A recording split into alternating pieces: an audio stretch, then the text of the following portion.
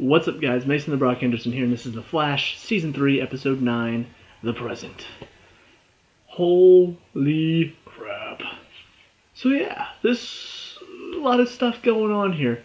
But before I talk about all the amazing stuff that happened in this episode and all the crazy stuff that happened in this episode, let's first start off with the biggest problem of all. Wally. I've talked about him before. He's still a pain in the ass. He's still annoying.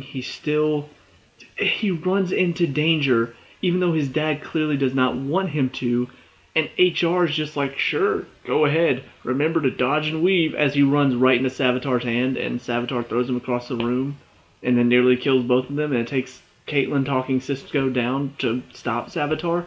Oh, but thanks, Wally, you really got my back in there. What did he do? He ran in, nearly got you both killed. He got lucky. That's all that happened. He happened to distract them just long enough for Cisco to close the box. That's all it was. That's what bugs me so much about all of these CW shows, to be honest. There are certain times where a character will say something that makes no sense. This doesn't make any sense. Everybody's talking about Wally like, oh yeah, you're the hero here. Caitlin is the hero here. She is the one that managed to get through to Cisco, talk him into closing the box so that Savitar wouldn't be there anymore. Why isn't Caitlin getting any praise? She's the one that deserves the praise. Wally did nothing except nearly get himself killed again, even though he nearly got himself killed fighting Supergirl. Stupid. I don't understand. I don't get that at all. And what's more frustrating is that it's like he doesn't understand that this is hurting his father and his sister, and kind of adopted brother. They don't want him to fight, not because they want to put him down, not because they want him to be just this normal person. They don't want to see him hurt. And he's just like, oh, I'm not going to get hurt, I'm not going to get hurt. What happened in Flashpoint? You died. Almost. What nearly happened today? You nearly died. Again. What happened against Supergirl? You nearly died. What keeps happening? You keep nearly dying. And yet you're still too stupid to realize that, oh, genius, maybe you should stop running headfirst into danger. Because he doesn't think. It would be one thing if he actually planned something out first. You know, like with Barry. He used to run just headlong into danger and get himself hurt over and over and over again without really much of a plan. He's learned. After talking with Oliver, after working with him, he's learned. He knows now what to do. Wally doesn't learn. He keeps running in, no thought at all, just keeps running into danger, keeps getting hurt, keeps nearly dying, and he's not learning a thing. And everybody's actually starting to praise him for it. They got him a freaking Kid Flash uniform to wear now. Because he nearly died. Congratulations. Here's your suit. The reason that I'm getting so frustrated with this is because The Flash does not normally do this. Normally the show keeps it pretty smart. Normally they have their characters making smart decisions. Somebody does something stupid, they learn from their stupid decision, they move on. Even with Cisco in this one, like, he learned from his stupid decisions. You know, everything that's going on with his brother, everything that happened with Barry in the past few episodes, he's learned from that. You know, he still opened the box because, hell, seeing your dead brother would probably convince you to do that. But the thing is that he closed the box because he knows, because he's smart, because he learned from his mistakes. Wally keeps making mistakes, doesn't learn from them, nearly dies every time, and now he's being rewarded for it. And it just frustrates me to no end because The Flash is better than this. The Flash is not Arrow, where, oh, the team nearly lost a simple bad guy tonight, I gave him a victory lap around Star City. For doing what?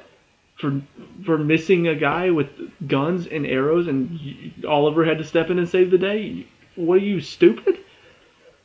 So enough venting about that. On to the rest of the episode. Because honestly, the rest of the episode is pretty awesome. First of all, it is frustrating that, yes, Julian is alchemy, like I said before. Totally called it from the beginning of the season.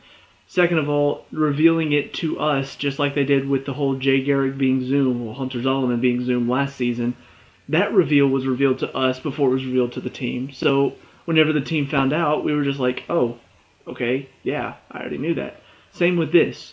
The Flash is fighting him. They started giving hints at the beginning of this episode, which we already knew he was Alchemy, but they started showing him in India doing the dig and all that stuff. And then Flash shows up, goes to stop him, punches him, knocks him out, takes off the mask. Oh, it's Julian! Oh my gosh! I found that out 2 episodes ago because the show showed it to me. You see the problem here. That's what I don't understand. Like, they keep doing this every season. They'll show who the person behind the mask is to us, so that whenever the team finds out, we're just like, I already found that out 2 episodes ago. While the team's just like, so we're not really connecting with the team, and that is a frustration, but more with the show overall, because this is the 3rd season in a row that they've done this. But anyway, what I do like about this is that we find out it's not actually Julian is Alchemy. It's more like he's being possessed by Savitar to be Alchemy. That was a good little twist. I don't know. It's just something that gave a bit of a different twist to the character. Like, I was expecting it just be, oh, Julian hates metahumans, and so this is part of his way to become a metahuman or something. Like, he envies them.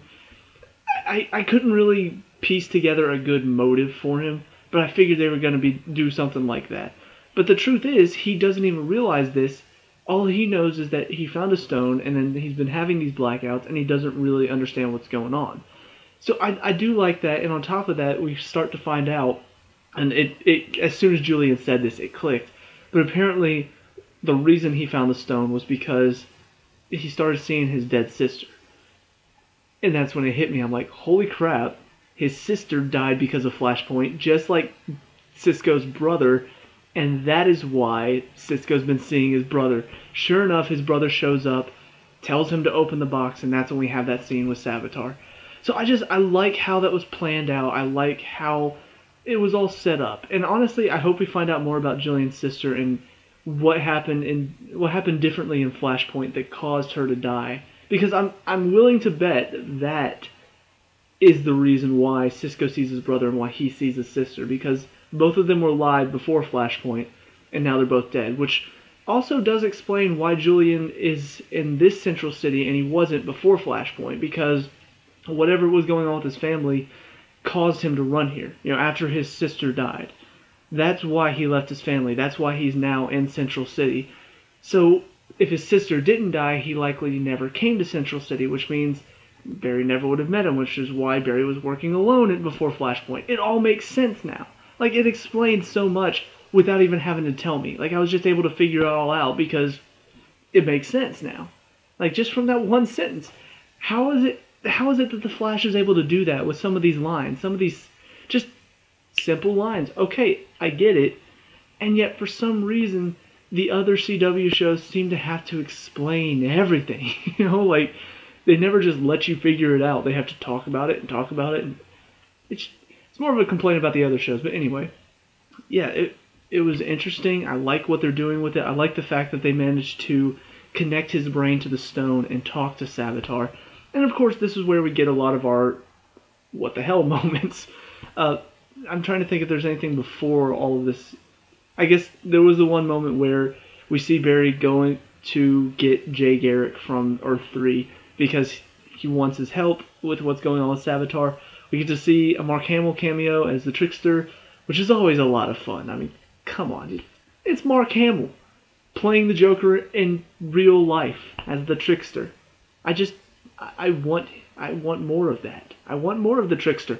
He's freaking awesome. Anyway. So he brings Jay Garrick back. He's asking him about the stone, about alchemy, about Savitar, all that stuff. And so that's kind of the whole setup for this. Ultimately, we have a moment where Jay Garrick says, let's throw the stone into the Speed Force. Because they have a talk with Savitar. Savitar, I'll talk about his little future prediction in a second because we see more of that later. But we have a moment where Jay Garrick and Barry work together, build up enough Speed Force energy to open up a portal to the Speed Force, I guess, and Barry throws the stone into the Speed Force to where it will never be found again. So they think. Reverse Flash is still out there. So, yeah, that's interesting. Very interesting. As Barry's throwing it in, a force knocks him back. It actually knocks him backwards to go forwards. Now that I think about it, it kind of makes sense. Like most of the time, Barry runs forward and he goes back in time. This time, when he threw the stone inside the box, it knocked him backwards and he ended up going to the future. So maybe if you run backwards, maybe that's how you run to the future. Huh. That's pretty interesting. Anyway, I don't know. It's just kind of a theory, but he gets knocked forward into the future, and ultimately he sees himself talking to Savitar, who's holding Iris, and pulls out a big long claw and right into Iris's back, and now Iris is dead. Barry is crying over her fallen body, and then Jay Garrick pulls present Barry back to the present. And of course, one of the things that I love about Jay Garrick this season is that he's almost like a father figure to Barry. He technically is his father, but from another Earth. But you can see these moments where he's talking to him about, speedsters are not supposed to see the future. He's warning him about all this. You can see he's frustrated, but it's not out of a place of hate or anger. It's more out of he wants to protect him. And that's what I really like about his character this season. But like I said, let's talk about the future stuff, because Savitar, talking through Julian, did say one of them would betray the rest, one of them would fall, which probably Iris, one of them would experience a pain worse than death or something like that. So, yeah, what does that all mean? I'm guessing that who knows, but if I had to take a guess, based on what the future holds right now, I think, obviously, I'm pretty sure the future will change. I doubt they're going to kill off Iris. It doesn't seem like something they would do, because they've been building up the Barry-Iris connection for the first 2 seasons. They're finally together. Why would you kill them off at the end of the season? Unless you're trying to, be a cock tease to all your fans. But yeah, we see her getting killed, so obviously the one that's going to fall is going to be her. The betrayal could be either Cisco or Wally. Cisco, because it's clear that his brother, Savitar, is using that against him. Wally, because his powers were given to him by the stone. And we see moments where, like I said, he's acting like an idiot. Could that be because of the stone? I don't know. If not, I'm really frustrated with him. If it is, that would be a good tie into the story, because now my frustrations are actually justified in a part of the story. So it could be either Cisco or Wally.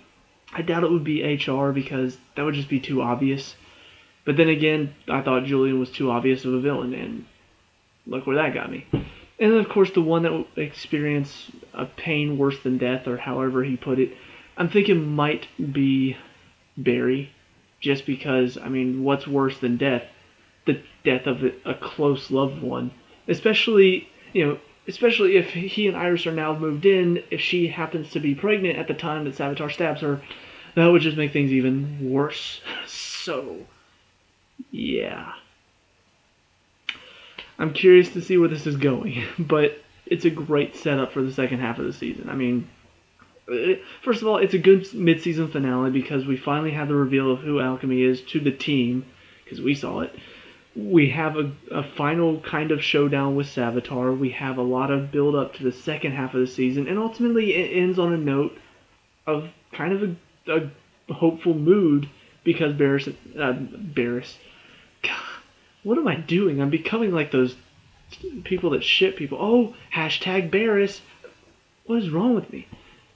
Barry and Iris are moving in together now, so that it's kind of the hope, but at the same time, you know what's coming. You saw what's coming. It's also kind of a worry. So I think it's just a really great setup for the second half of the season. Are there problems? Yeah, with Wally, with the whole reveal of Alchemy before it should have been revealed. But ultimately, I'm still really enjoying it. It's still a lot of fun. The effects, while sometimes really fake looking, you can still see what's happening. And I think that's the important thing here, is that you can see whenever Savitar is dragging Jay Garrick through the portal or whatever he does whenever he runs around the city. You can see all of that. You can see him taking him, throwing him against a wall. I mean, it doesn't really look real. You know, they look very rubbery and very CGI'd, but I don't know, it's still kind of fun to watch because you can actually tell what's going on. It's not like it's so CGI rubbery that you're just like, what is this? What am I watching? I can't make anything out.